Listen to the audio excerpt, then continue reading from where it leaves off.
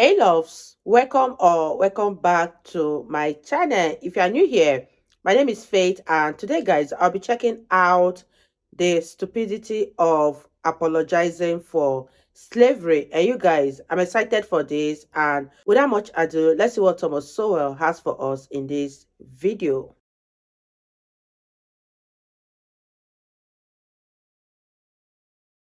Tiger Woods doesn't owe me an apology.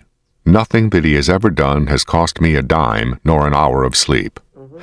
This is not a plea to be non-judgmental. I am very judgmental about all sorts of things, including Tiger Woods' bad behavior.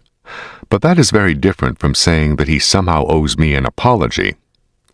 For all I know, my neighbors may be judgmental when I drive out of my driveway in a 15-year-old car.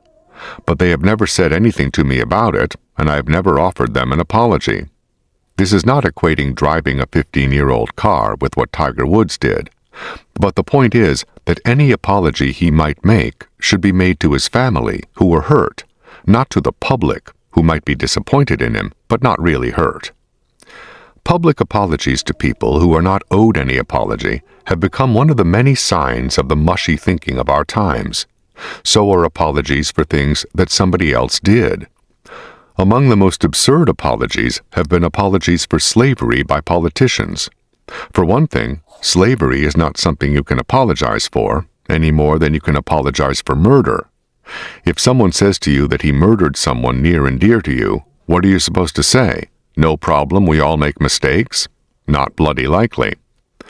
Slavery is too serious for an apology, and somebody else being a slave owner is not something for you to apologize for.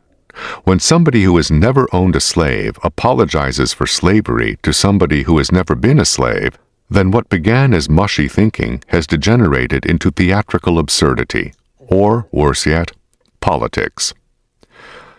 Slavery has existed all over the planet for thousands of years, with black, white, yellow, and other races being both slaves and enslavers. Does that mean that everybody ought to apologize to everybody else for what their ancestors did? Or are the only people who are supposed to feel guilty the ones who have money that others want to talk them out of? This craze for aimless apologies is part of a general loss of a sense of personal responsibility in our time. We are supposed to feel guilty for what other people did, but there are 1,000 cop-outs for what we ourselves did to those we did it to. Back in the 1960s, when so many foolish ideas flourished simply because they were new, a New York Times columnist tried to make the case that we were all somehow responsible for the assassination of President Kennedy. That was considered to be deep stuff.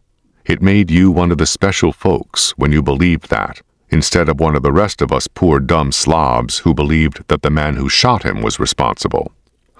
For more than a century, the intelligentsia have been trying to get us to focus on the root causes of crime, supposedly created by society, instead of locking up thieves or executing murderers.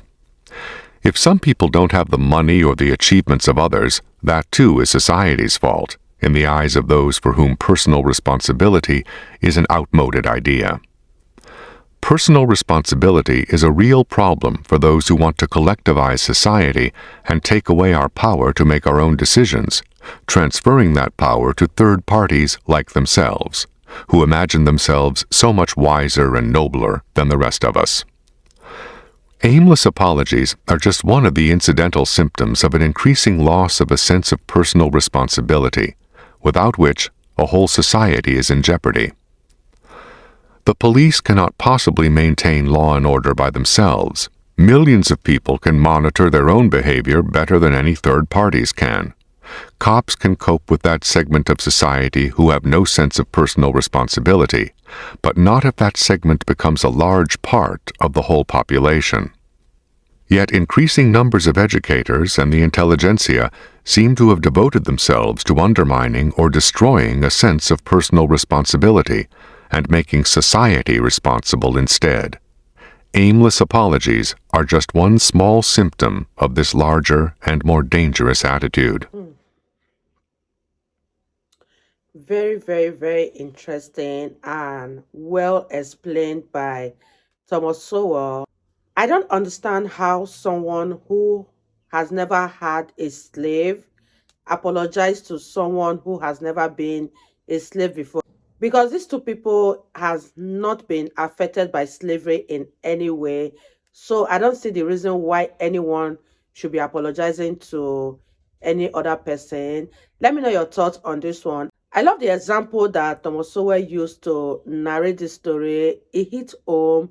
It was so easy to understand, and I really had fun reacting to him. If you guys totally enjoyed watching, give this video a massive thumbs up, comment, share, and all that good stuff. And this is me officially signing out. I'll see you guys in my next video. Bye, guys.